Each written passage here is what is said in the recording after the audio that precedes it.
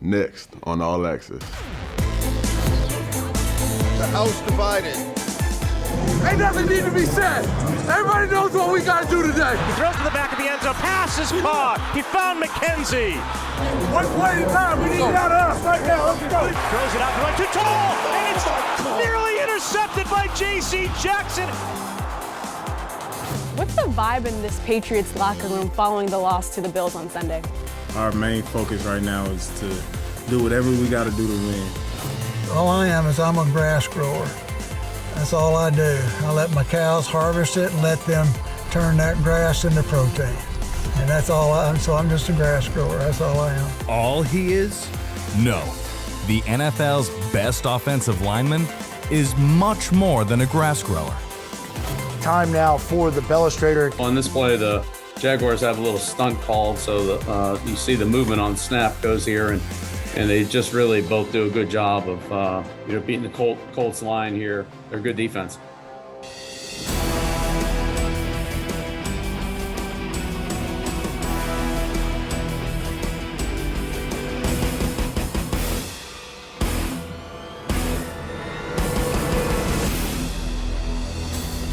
A second straight loss means the Patriots' push for the postseason comes down to the last two games. Hello, everyone, and welcome to Patriots All Access presented by GEICO. I'm Steve Burton. Happy New Year, everyone. The mission is simple. Win the next two games, and the Patriots will be in the playoffs.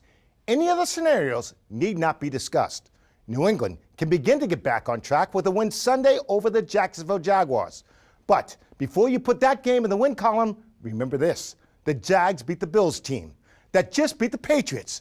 Hey, we got a busy show. So let's kick things off with the sights and sounds from the Buffalo game.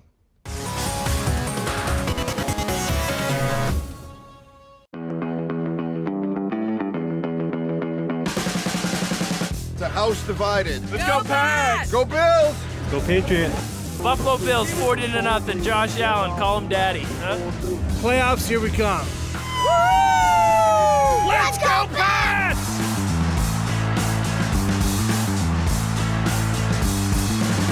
Ain't nothing need to be said. Everybody knows what we got to do today.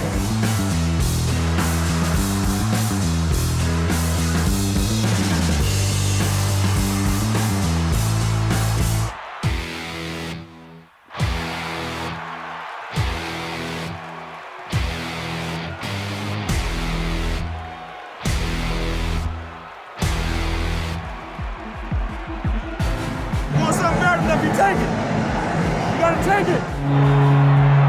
Allen takes the shotgun snap. He looks to the back of the end zone. He throws to the back of the end zone. Pass is caught. He found McKenzie. Buffalo strikes first. Touchdown Bills. One play at a time. We need it out of us right now. Let's go. Now they pitch it left on the counter. Damian to the 15-10, across the 5. Pollard at the 2, but he spins in for the score. Touchdown, Patriots. Allen and a bootleg left. He throws on the go, lobs it for a wide open Kumaro, diving, can't hold on. Allen had him. The snap in place. He swings the right leg. The kick is lifted to the uprights, and the kick is good. Way to hold tough. Hey, way to battle. Let's go. Good job. Handoff from the gun, and Damian out of the gate. Sprints to the right 40, 45-50. Harris slowed up by Poyer, tackled by Hyde at the Buffalo 44. Jones turns and gives to Damian Harris, runs it up the middle, backs his way in for the score. Touchdown, Patriots! Got a ball game in Foxborough now. All night long. As long as we need it, all right? What I say, good try. Takes the snap, hands it to Singletary, runs it left, and powers his way across the goal line. He ran right into Juwan Bentley, and he has the score for Buffalo. Pass protection with a throw by Jones to the left, caught by Myers across the 30, tripped up by Jackson. Hand off to Harris, runs up the middle with a cut, right inside the 5, found his way to the goal line, into the end zone. And Bush throws it out the right, too tall, and it's nearly intercepted by J.C. Jackson. He starts to run to left. He shovels the ball ahead, caught by Diggs. He has it at the 16-yard line. He stays on his feet, runs it inside the 10, and dives at the 2x2 set. Takes the snap, fakes it to Singletary, runs it left, shovels it to Knox. Touchdown Buffalo. An easy score. Josh Allen and the Bills roll past the Patriots, who never stopped Buffalo's offense, never forced a punt all day long. Welcome back to Patriots All Access, everyone. I'm Bob's Discount Furniture Studios with Mike Reese and Paul Perillo. All right, so right out of the gate, they start out flat again.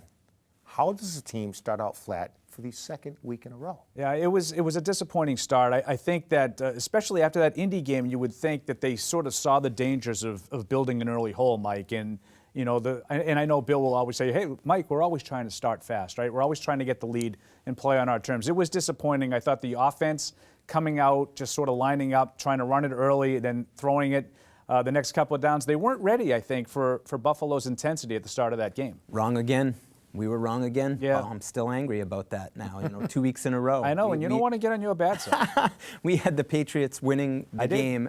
71 is eligible. 71 is eligible. First play for the Patriots. And to me, when they did that, that was like to the Bills, like they're already fired up coming in here after what happened on that windy night December 6th. And you knew they would be. And I felt like the Patriots almost played into that.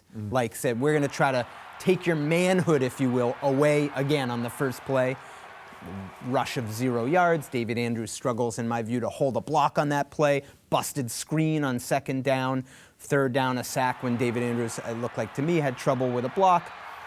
How do you start a game like that with all that on the line? I mean, to me, that is just so frustrating for the Patriots. Execution, coaching, however you want to say it, like it can't happen if you want to get where you want to go. Quarterbacks are going to have up and down days. Yeah. Right? We all know that, especially rookie quarterbacks. But has Mac regressed? You know, I don't know if he's regressed or if he's just sort of leveled off, but there's no question he hasn't been as good, hasn't been as efficient, Mike, as he was earlier in the year. And I think these two topics here that we're starting with go hand in hand. He's not built, and this offense isn't built to play consistently from behind. In the last two games, they've gotten 2 scores down in the first half, Mike, and had to play the majority of the game in catch-up mode. I don't think that's what Mac Jones does. I don't think this team has enough weapons, to high-powered weapons to score quickly. I think even when they put good drives together, they're time-consuming drives. And to me, the last 2 weeks have been, basically 2 straight games of clawing just to stay in the game. Yeah, this has really stood out to me, starting with the Hard Knocks in season with the Colts. You're listening to the Colts coaches talk to their players, and they're saying, this guy's a rookie. Like, let's put the ball in his hands, make him play quarterback, and see how it looks. And then this last week, you're listening to the CBS broadcast, and Charles Davis, the analyst, is relaying a conversation that he had with Bills players, saying the same thing. Right. So that's how the opponents are viewing it, and I think that's what the Patriots now need to counter. They need to build up Mac a little bit here. Jaguars coming to town, opportunity to possibly do that, try to get him back on track. That's the offense. There's the defensive side of the ball. And I want to talk specifically about the secondary. The corners, have they been exposed? Yeah, and Mike has been on this. I'll let you talk a little bit about Jonathan Jones, Mike, because I know that's been something that you've been sort of thinking about all year. But I do think they're missing some pieces and really haven't been tested, Steve, by a team that had the balanced kind of attack that can throw the ball when they want to throw the ball. And that's the way Buffalo came in. I mean, 47 passes by design. I mean, they were in control of the game offensively from start to finish. That's how they wanted to attack the Patriots, and we saw some lack of depth there in the back end. I had asked Matthew Judon coming off the bye, how would you define this defense? And he said, we transform to stop whatever you're trying to do to us. So you want to go big and run the ball, we'll try to stop the run. You want to spread us out and throw it, we'll stop the pass. They were doing that coming out of the bye. They haven't done it the last 2 games. To me, that's a huge concern. Against better teams, Paul. Like you said, cornerback depth has hurt him, pass rush has hurt him as well. All right, guys, don't go far because we got playoff scenarios we got to talk about coming up later on the show. We'll be back with more Patriots All Access right after this. Coming up on All Access. Go down on the farm with Hall of Fame lineman John Hanna. I enjoy physical labor. I get a headache when I use my brain too much because it's too little to work out. But first, we talk to Captain Adrian Phillips. Start fast, be physical, and dictate the tempo of the game. That's going to put us in a better position to actually get the win. You're watching Patriots All Access. Patriots All Access is brought to you by Bank of America, official bank of the New England Patriots. By Putnam Investments and the New England Patriots, proud partners committed to an active game plan on the field and off. And by Pepsi. That's what I like. Pepsi, official soft drink of the New England Patriots.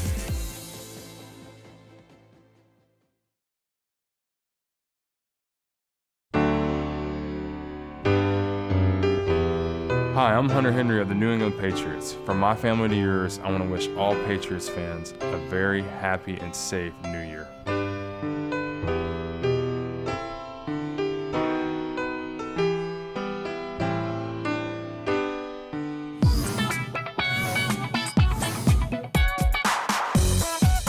I'm Lauren Spencer with your Patriots Social Media Minute heading into Week 17. Patriots fans near and far received the gift of Pats this holiday season, and they were quick to share their presents on social. Judon jerseys complete with red sleeves were surely a hot commodity, and one family even received a new puppy named Mac. Patriots legend and Pro Football Hall of Famer Andre Tippett celebrated a birthday this week, which gave us the perfect excuse to pull this photo out of the 1980s archives. Speaking of throwbacks, John Bon Jovi shared a great one last week, letting us know he's been loyal from the start. And finally, with the new calendar year comes a time for reflection. And as we look back at 2021 on social, these were just a few of our favorite posts. KB!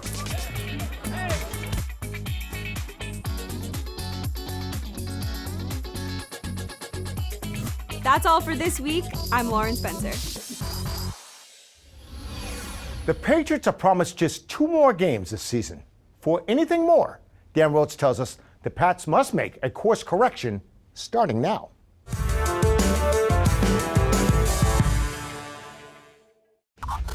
We're shooting ourselves in the foot too much. There's no one to blame except for for us. So there's just nothing to talk about. We just got to go do it. It's that point in the season where you either get it done or you don't. Yes, they missed a huge opportunity with the loss to Buffalo, but there's no time to wallow in self-pity. It's simply time for this Patriots team to decide its fate.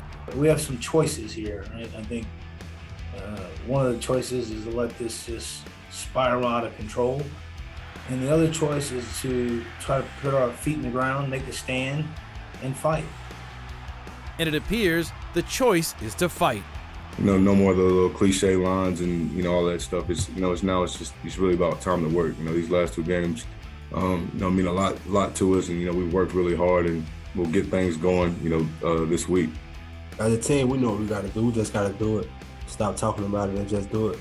As for the rookie quarterback, he's doing everything he can to get things trending in the right direction again. Try and focus on what you can control, and that's this week, and that's today's practice, and the energy was there, the positivity, the whatever you want to call it. We were all ready to work, and that's how it has to be every day, and it's a group effort. Meanwhile, Jones will be squaring off against another rookie quarterback this week, highly touted #1 overall pick, Trevor Lawrence. He's a great quarterback, he's a great person, and I know he's a great leader, and obviously we're both rookies and we're learning along the way together, but it is fun to watch the crossover tape and see how well he's been doing and all that. With one more rushing touchdown, Damian Harris will become just the 5th Patriot running back to rush for 13 touchdowns or more in a single season. He'll join Ben Jarvis Green-Ellis, Corey Dillon, Curtis Martin, and LeGarrette Blount. Blount, the all-time single-season record holder, with 18 back in 2016. For Patriots All Access, I'm Dan Roach.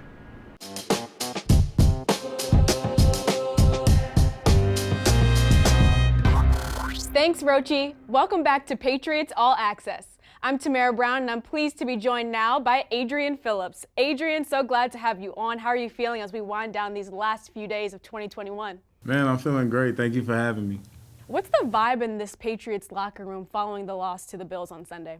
There's a sour taste in the locker room right now, and our main mindset is we need to win. Like, we know how important these last two games are, but we can't get to the last game if we don't win this game. So, like, everybody is super focused right now, and we know that we let the last two slip, and we know that it was all our mistakes. And when you play good teams like that, you can't have those mistakes. So our main focus right now is to do whatever we got to do to win, and that's getting back to the basics, the effort, the techniques, like just fine-tuning everything to make sure that when we go out there on Sunday, we put out the best product.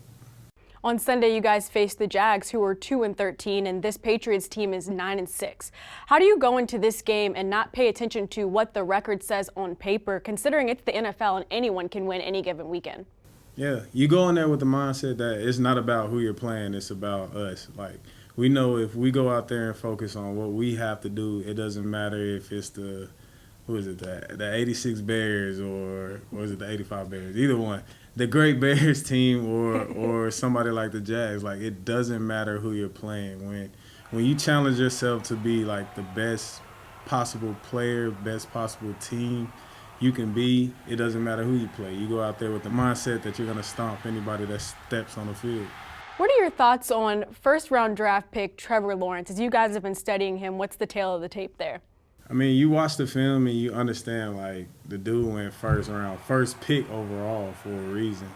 Like, you see a strong arm, you see the athletic ability, you see somebody that's able to process the field better than a lot of rookie quarterbacks out there. Like, there's no question to why this guy went first overall. So if we let him get comfortable back there, and if we let him run around, if we let him just get the pre-snap disguise of our defense, then it's going to be a long day. Well, thank you so much for joining us today, and Happy New Year, Adrian. Thank you. Happy New Year to you, too. We'll be back with more on Patriots All Access right after this timeout.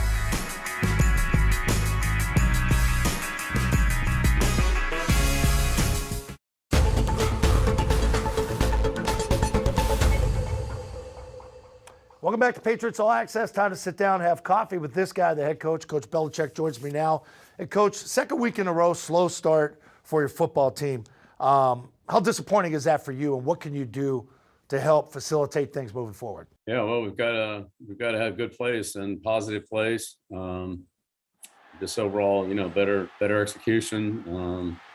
We'll do as much as we can on the coaching end, whether it be play calling, game plan, and all that. And we just have to get off to a better start and stop playing from so far behind. Yeah, okay, on to the Jacksonville Jaguars. And I think, as we all know, you watch the league, they've had sort of a tumultuous year, if you want to call it that. Coaching change, new quarterback, all of that. They're sort of resetting some things yet. They popped Buffalo a couple of weeks ago. What do you see when you look at Jacksonville on tape? Well, they're very good defensively. They have a very disruptive front, cause a lot of negative plays and some turnovers offensively. They've got some explosive players. Of course, Lawrence has got a big arm and can really change field position on one play. Chenault's really a good player. They've got a couple of, big backs. Hyde, if he's back, is a good player there. But I'd say the strength of their defense is really their front, and they can cause you a lot of problems there with their front. They held Buffalo to whatever it was 6 points. So that's kind of what they're capable of. Before we get to the ace ticket question, I got one more for you. I'm going to go back to draft time. And I remember you going around and working out players, and you would shake a guy's hand and say, "That's a hell of a workout. I'm not going to have a chance to draft you. I know you're going to be gone well before we pick."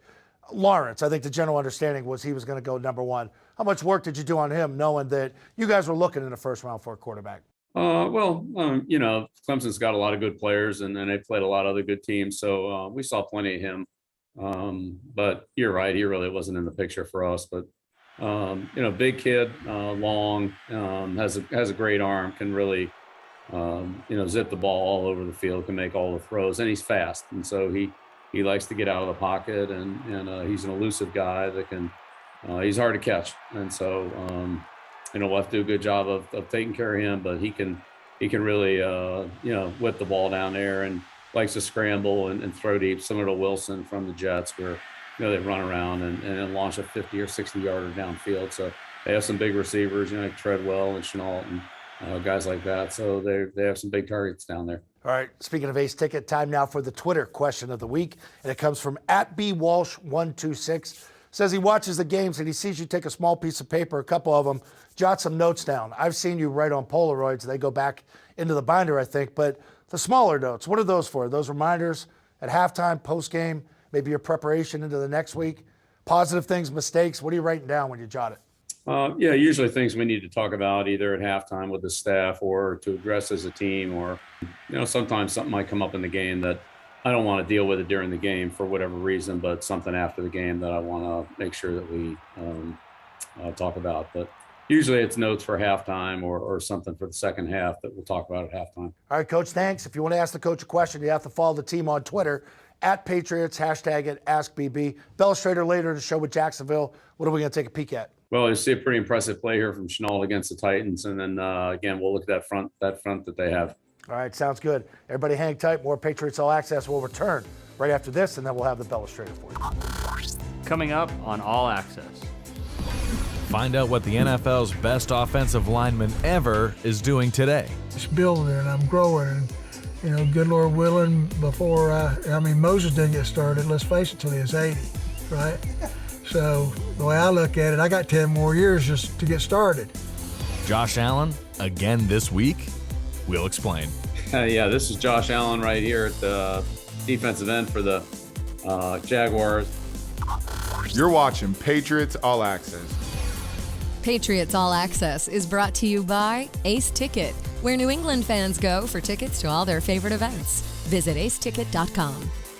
By Dan O'Brien Auto. Come into any Dan O'Brien Auto Group store today and get your awesome protection plan. Keeping it awesome.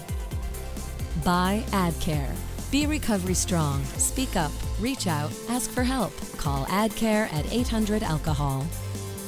And by Gillette. Look good. Game good. Gillette. The best a man can get.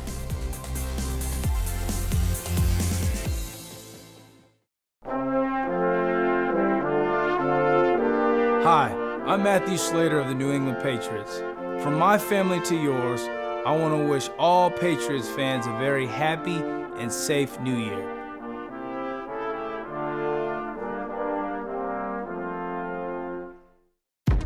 This profile is brought to you by Pepsi. Welcome back to All Access, presented by GEICO. In the latest installment of Do Your Life, we profile the greatest offensive lineman in NFL history. 40 years after Sports Illustrated made that claim, we showcase the life that Pro Football Hall of Famer John Hannah leads today.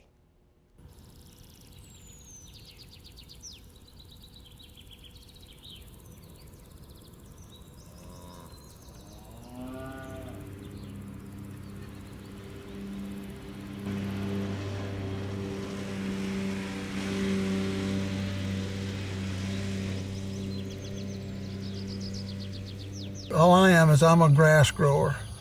That's all I do. I let my cows harvest it and let them turn that grass into protein. And that's all I am. So I'm just a grass grower. That's all I am. All he is? No. The NFL's best offensive lineman is much more than a grass grower.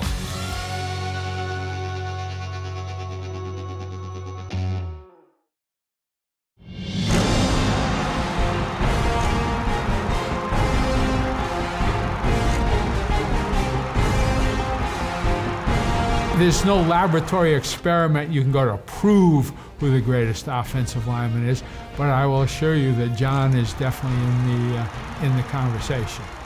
In number 73, John Hannah. The Patriots have one of the finest young guards in the game. John Hannah was a dominant offensive lineman, and when I say dominant, he totally controlled the line of scrimmage. Guard John Hannah is already a reliable stalwart, one of the best. One of my favorite stories from my time at the Patriots in 1978, we played the Philadelphia Eagles in the regular season game.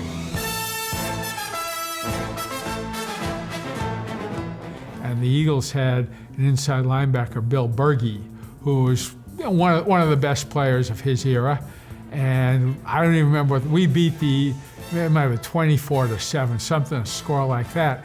But the next morning, as coaches, we're sitting in watching the game film, and Chuck Fairbanks, the secretary, comes in the room and says, Coach Fairbanks, I have Bill Berge on the phone for you. And Chuck said, well, put him on the speakerphone. We're watching film.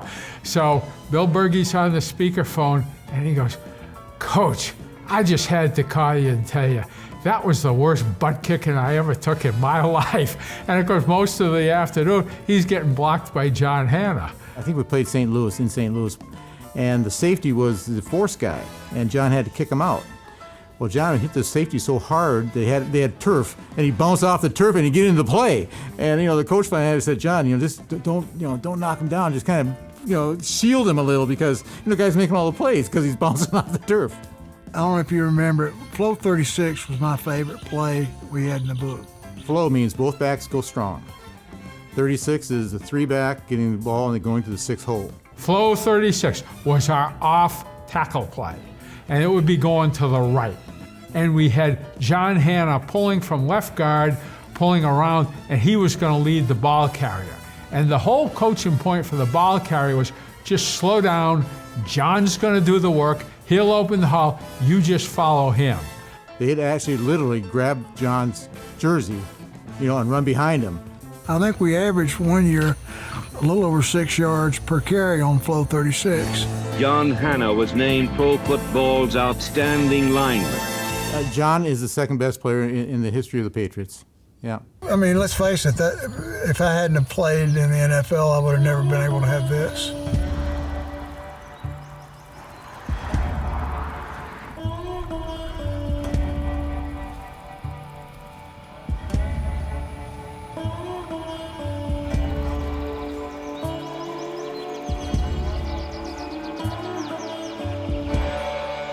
I like Alabama. I know everybody thinks about, when they think of Alabama, they think of the Beverly Hillbillies and all that stuff. And they think the worst because Hollywood depicts us as a bunch of stupid rednecks. And that's fine, we are, but it's beautiful down here.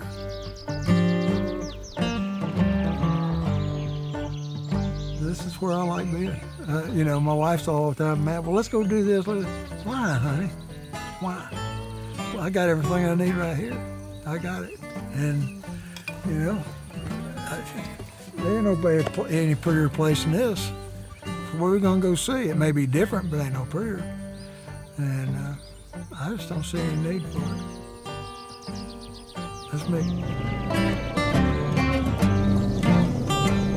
There's a sense of accomplishment. Both my grandparents were people of the land. My mama's family were dairy farmers. My dad grew up as a farmer. And being an athlete, I was always outside. I enjoy outside. I enjoy working with my hands. I enjoy physical labor. I get a headache when I use my brain too much because it's too little to work out.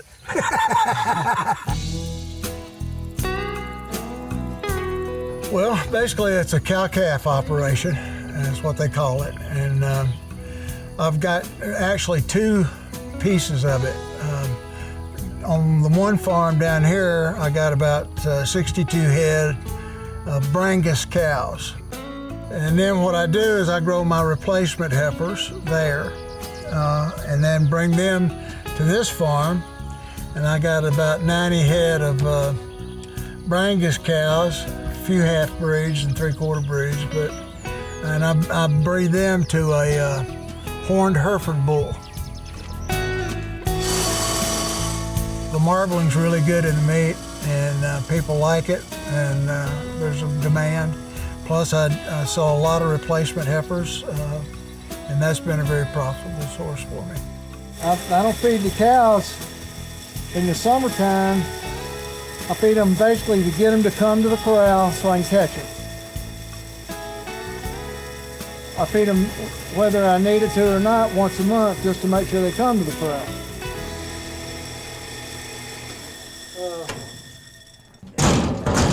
I'll feed my bulls somewhere around 1 to 1.5% of their body weight a day.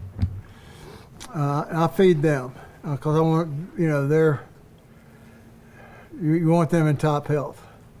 I mean, let's face it, I got 2 bulls, and that's going to affect, those 2 bulls are going to affect 60 calves. So I want them in tip-top shape.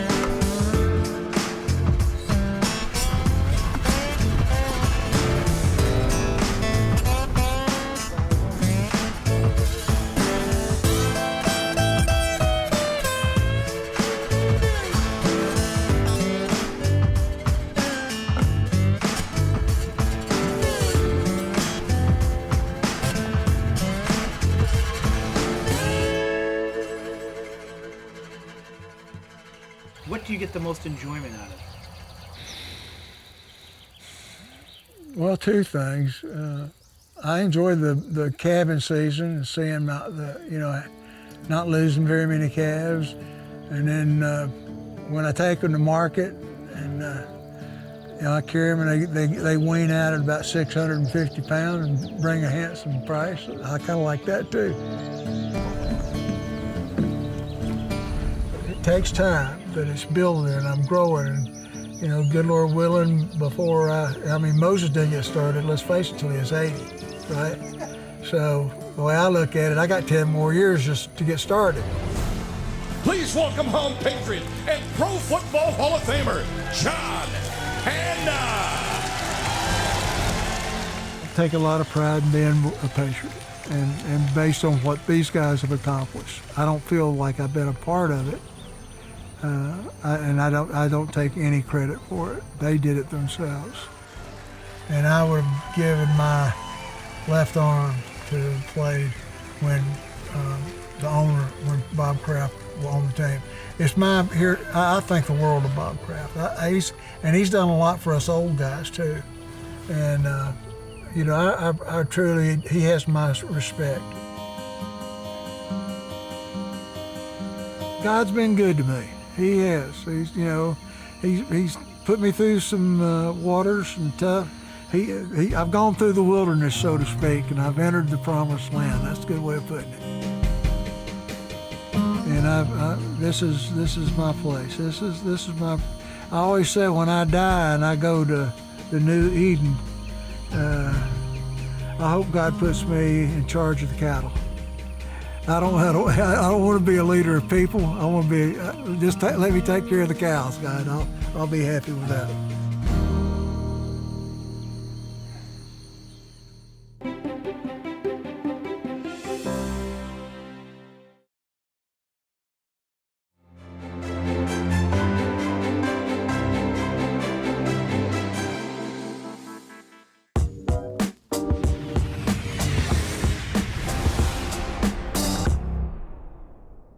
Welcome back to Patriots All Access. Time now for the Belestrator. Coach, a couple looks here at Jacksonville. I think we're going to start with their offense, big play capability. What are we looking at? Oh, this is Chenault down here at the bottom of the screen, and they use him in a lot of different ways. Sometimes in the backfield, and sometimes he's out of receiver. He's really a guy that plays a lot of positions, and this is a pretty impressive play he has here against Tennessee. Catches the ball over the middle here, and then just, Tennessee's really, got him surrounded, and this guy's a very, big, strong guy that's hard to tackle. Wow. And here, he finishes it off with a big-time stiff arm. About 225 pounds, maybe, along the lines of a Cordell Patterson type of guy, but he's very good with the ball in his hands. They hand it to him, they throw it to him, and he's a big target and a good run after catch player. Yeah, and it doesn't help that no jam right off the get-go sort of allows him to get right up vertically, right up into the middle of the field. Okay, let's move on to the defense. End zone, look at here, defending Josh Allen, who you just played against. Yeah, this is Josh Allen right here at the defensive end for the Jaguars. And he has a nice speed rush here. He kind of dips inside and runs the corner really very good pass rusher. He's got excellent speed, good size, athletic, drops into coverage occasionally.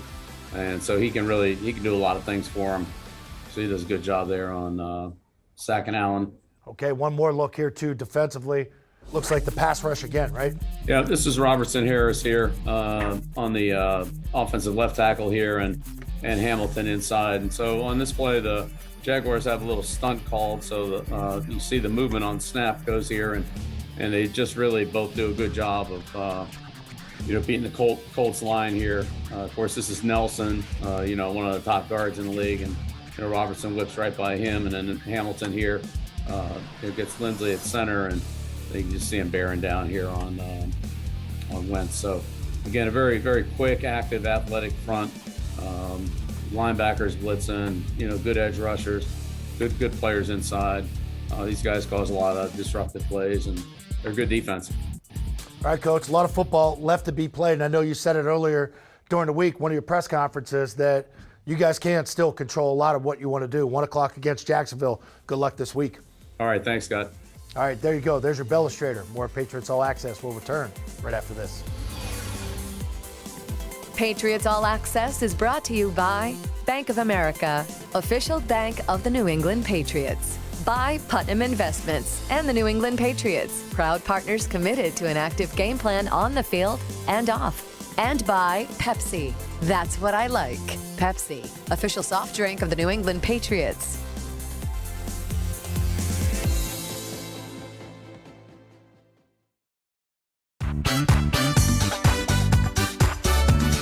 Hi, I'm Mike Owen of the New England Patriots. From my family to yours, I want to wish all the Patriots fans a very safe and happy New Year.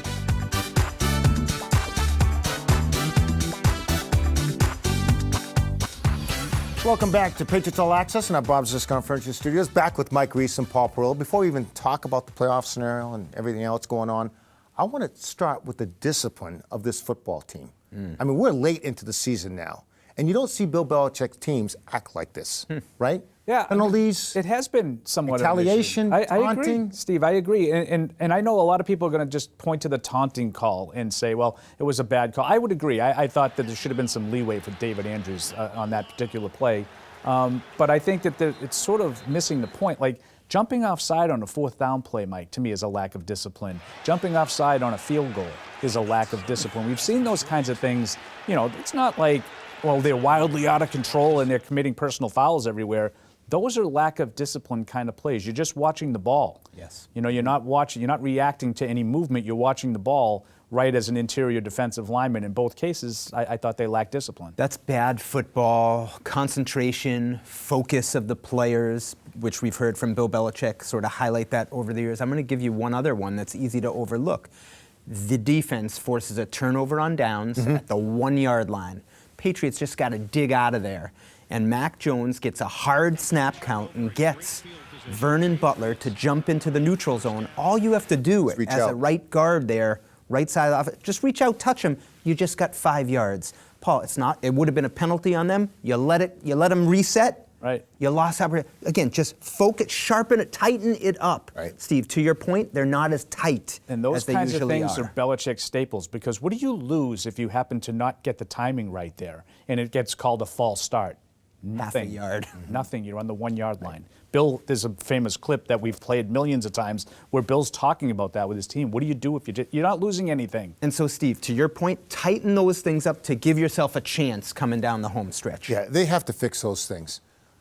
All that being said, do the Patriots control their own destiny? Well, sure. Yeah, we can sit here and tell you. We can tell you all the things that have been bad, right? They lost 2 games in a row. That just turned. They had a chance for the number 1 overall seed in the AFC, and now we're talking about wild cards. But yeah, you win 2 games, Steve. You don't have to worry about anybody else. You're in. But how about the teams to look out for? Like, let's say they stumble, right? Like, you can still get help, though.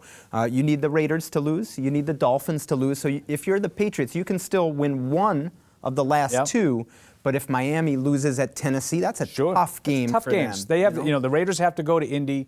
Miami has to go to Tennessee. Either one of those 2 teams lose, Patriots can clinch a berth with a win over Jacksonville. So what you're saying is, if they stumble, there's still a chance, Steve. Any concern about Jacksonville whatsoever? prediction? Yeah, get right game. I agree with Mike. I think it'd be 33-9. I mean, I don't really. 33 to 9. I don't envision anything difficult. And if it is difficult or more difficult than we imagine, then what? The problems might be even deeper than we think. And at the start of the week, the odds makers said Patriots should win by 17.5. So my prediction is I want to say Patriots will cover that number. So I'll say by 20 points, 30-10. All right, guys, not to be a wet blanket here, but you guys have been wrong the last couple of weeks. So quite often. It's time to get right for both of you, for both of us, too. All right. That'll do it for this week's edition of Patriots All Access. For Mike Reese and Paul Pearl, I'm Steve Burton. Happy New Year, everyone.